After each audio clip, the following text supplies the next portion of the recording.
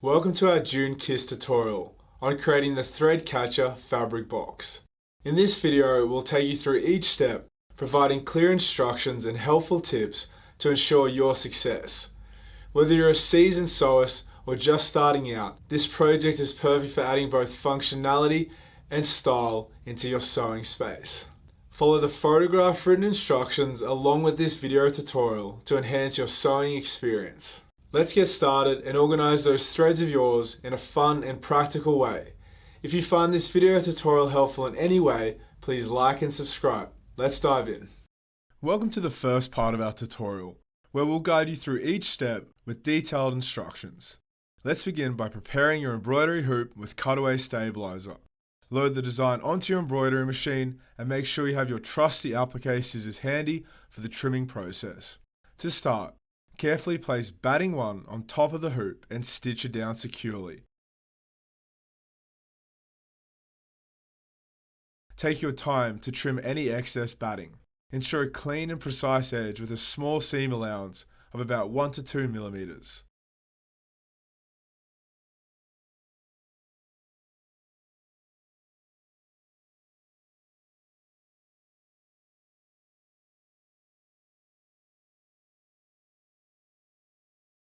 Once that's done, let's proceed to stitch the placement line for the background fabric.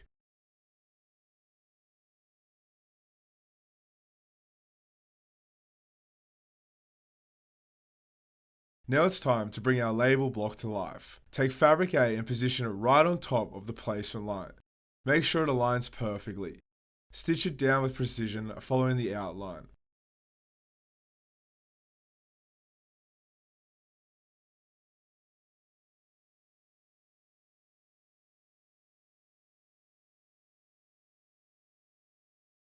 Remember to leave a small seam allowance for about 1 to 2 millimeters while trimming the fabric, keeping the excess within the seams for a neat appearance.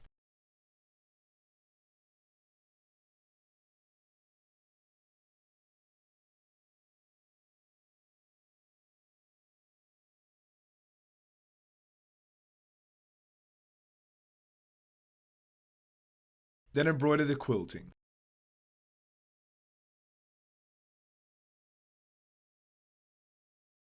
Using the bottom stitching on fabric A as a helpful guide, take fabric B and position it on top of the hoop, ensuring the wrong side is facing up. Align fabric B so that it overlaps the placement line by approximately 1/4 inch, with the excess fabric pointing towards the center of the hoop. Once you have it positioned just right, stitch it down securely, making sure it stays in place throughout the process. Now carefully fold the fabric over, ensuring it is held taut and smooth.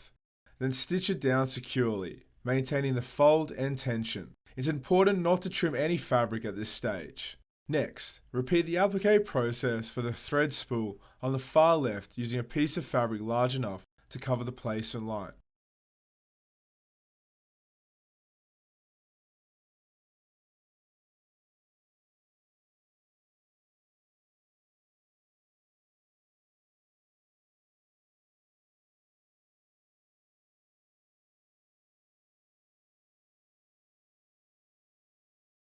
Embroider the detail and satin stitch around the thread.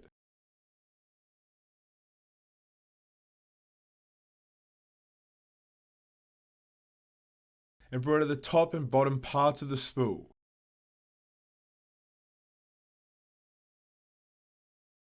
Embroider the needle. Repeat the applique process for the thread spool on the right using a piece of fabric large enough to cover the placement line.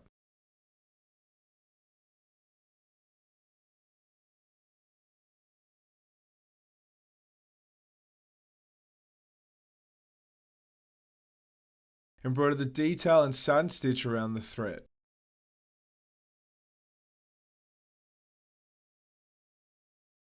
Embroider the top and bottom parts of the spool.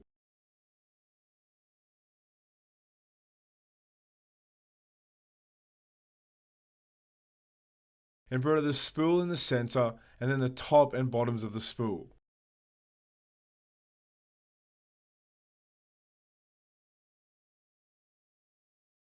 Embroider the bobbin on the right.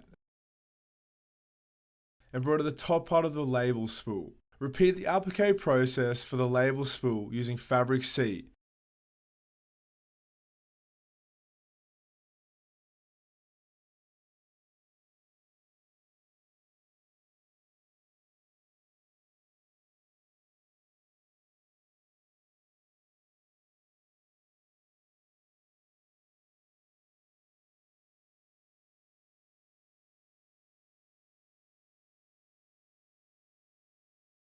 Embroider the satin stitch around the thread. Embroider the word thread catcher or add your own text.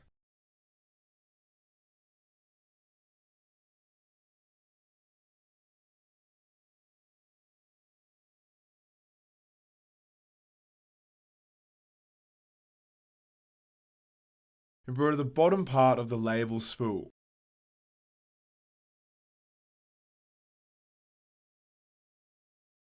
Embroider the bobbin on the top.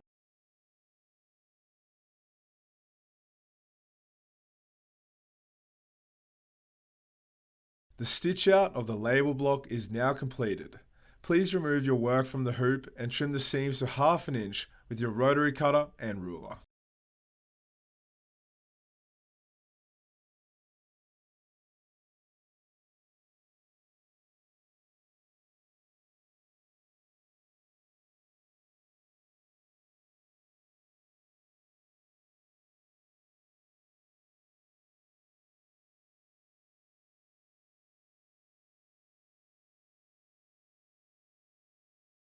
This is how you make the spool quilting block.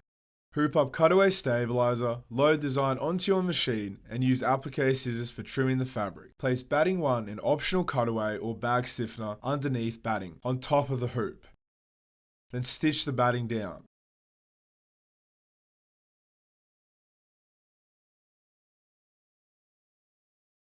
Remove the hoop from your machine and trim the batting and optional cutaway stiffener about 1 to 2 mm from the stitching.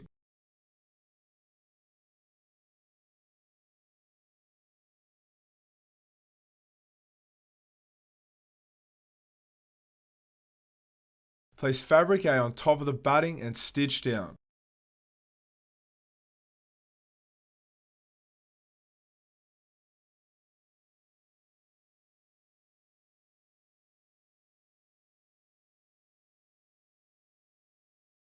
Now embroider the quilting.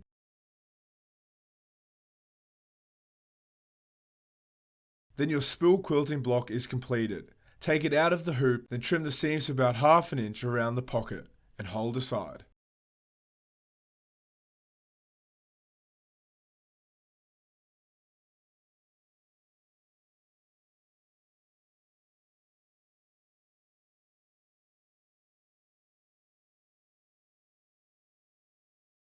Now let's put this amazing project together.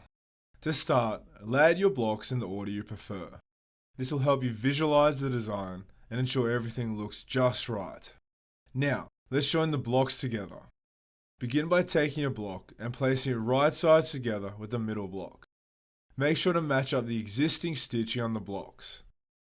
Pin them together and stitch about 1 to 2 mm inside the existing border stitch lines. This way, we'll hide the border stitching and keep it hidden on the front.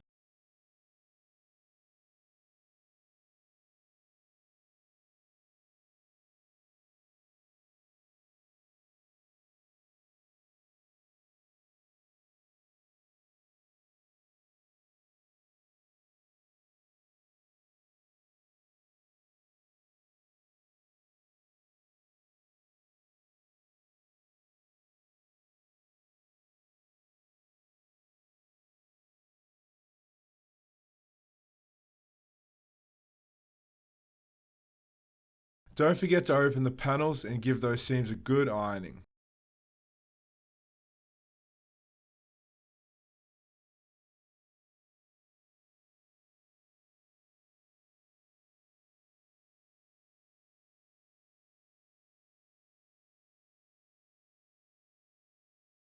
Continue joining the remaining 3 blocks to the middle block using the same method. Remember to backstitch at the start and end for extra stability. We want this box to be sturdy.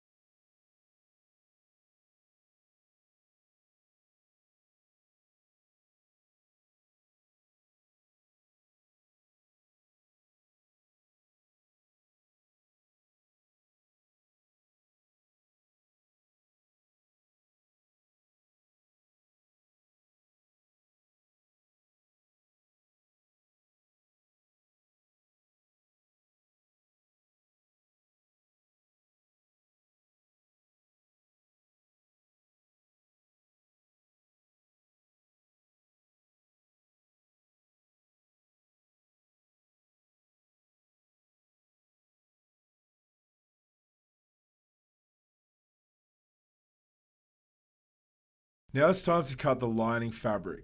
Place lining 1 fabric on your table and lay the join blocks on top. Pin them together carefully.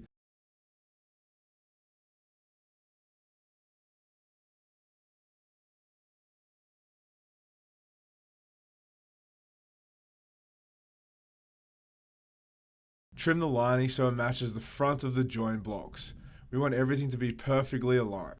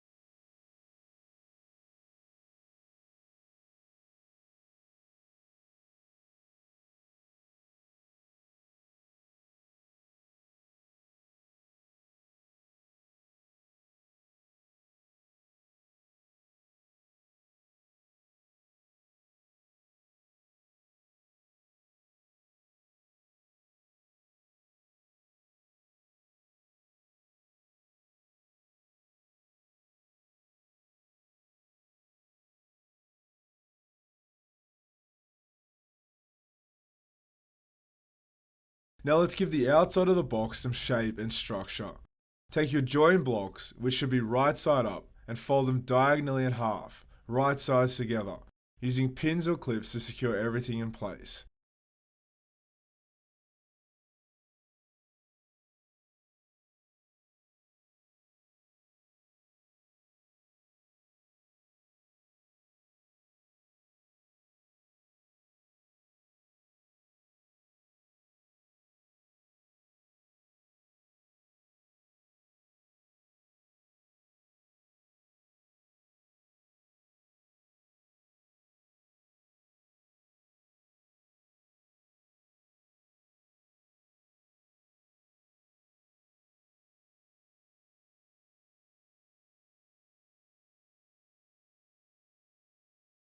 Now stitch along the 2 outer edges.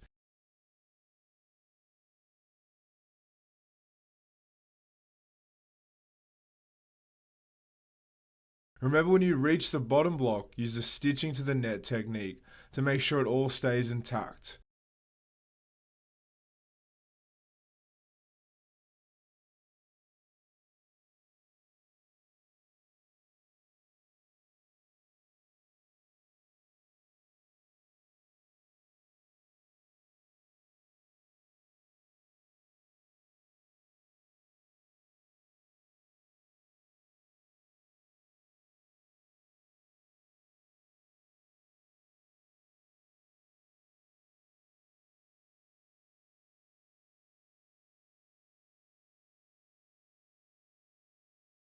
Once you unfold the blocks, you'll see the box starting to take shape.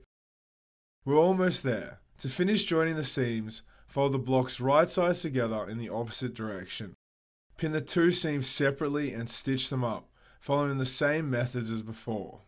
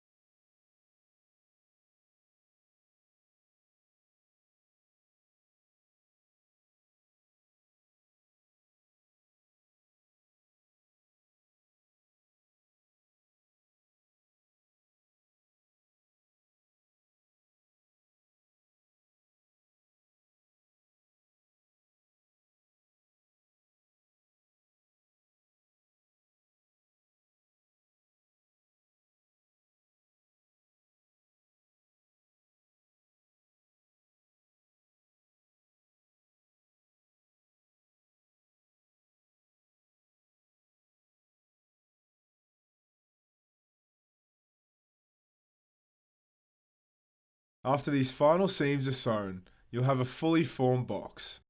Give those seams a good press to make them nice and flat.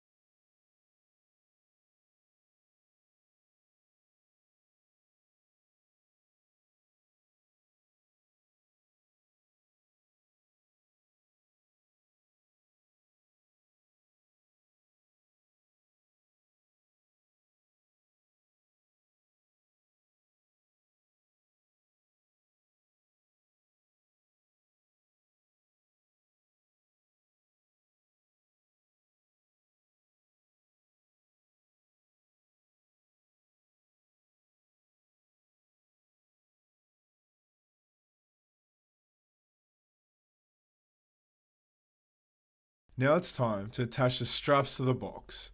Whether you're using ribbon or handmade fabric loops, place the first strap on top of the front of the box. Align the cut edges along the top and let the length of the strap hang towards the bottom of the bag. Pin it in place and stitch it securely.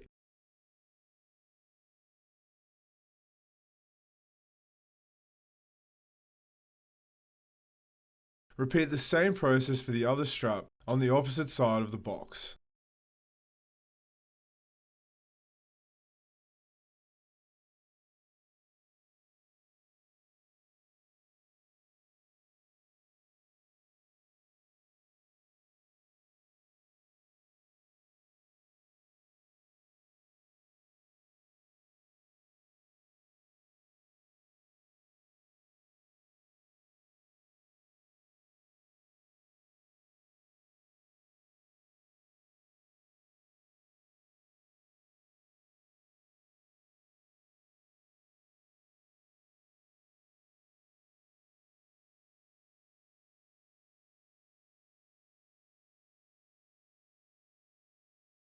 Let's repeat the same method we used for the outside of the box, but this time with the lining fabric.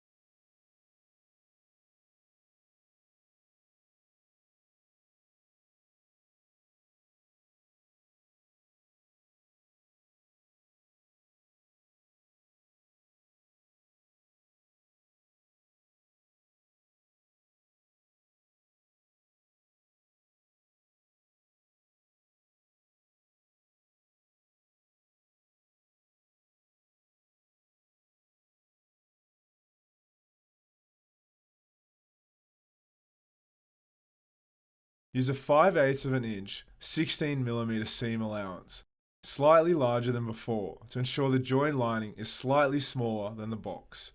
This helps create a snug fit and makes the lining sit better inside the box. No need for the stitching to the net technique in this step. Just clip the corners of the join seams and give them a good ironing to make everything lie flat.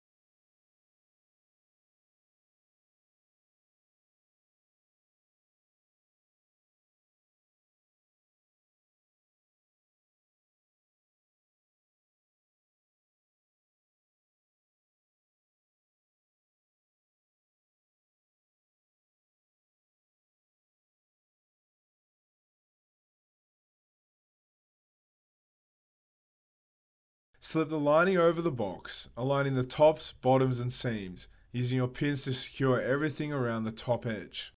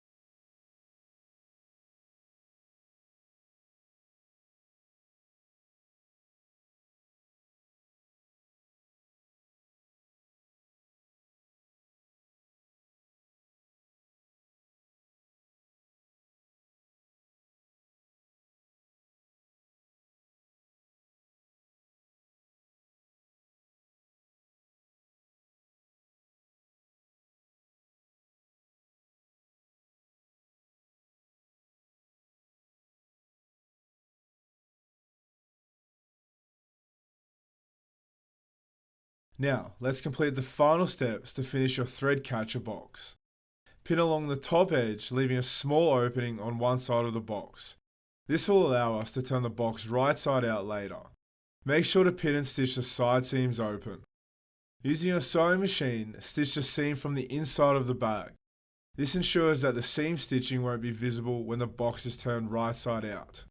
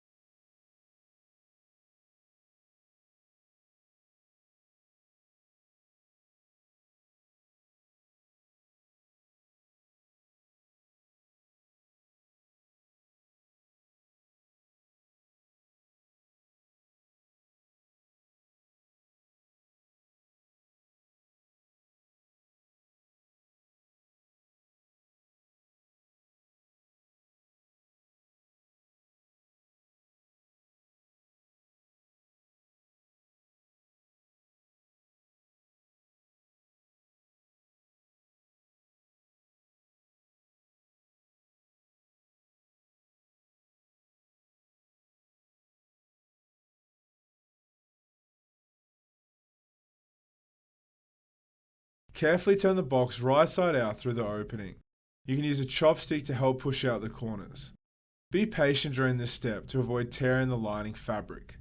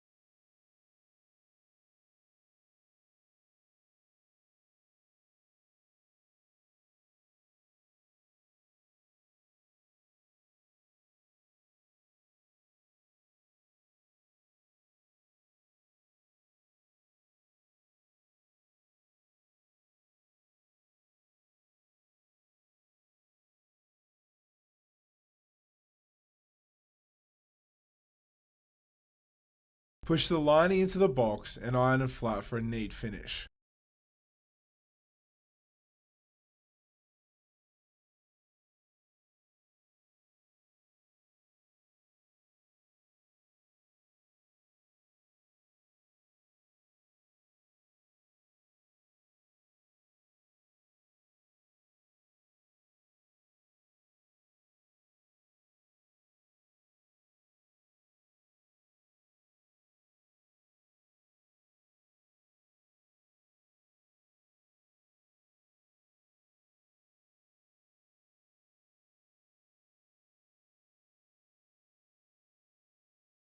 To close the opening, you can either stitch it closed or use glue, depending on your preference.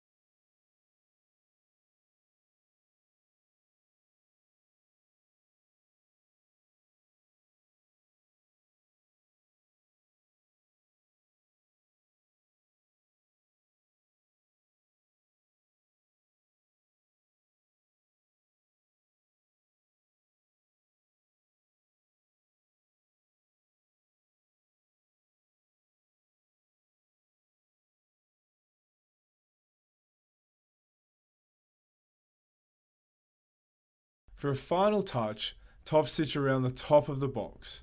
Consider using invisible thread for the seamless look. Make sure to match the thread colour with the lining.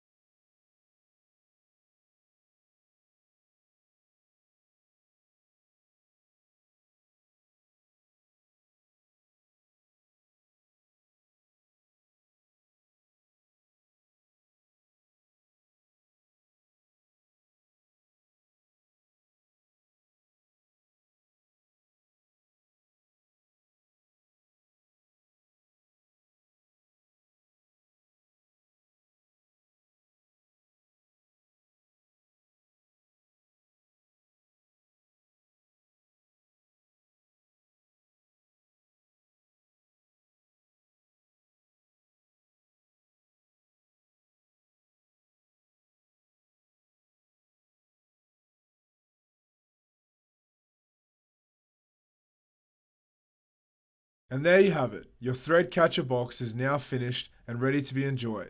Happy sewing and organising. We hope you found this project enjoyable and learned some essential techniques along the way. Shop this design at sweepy.com.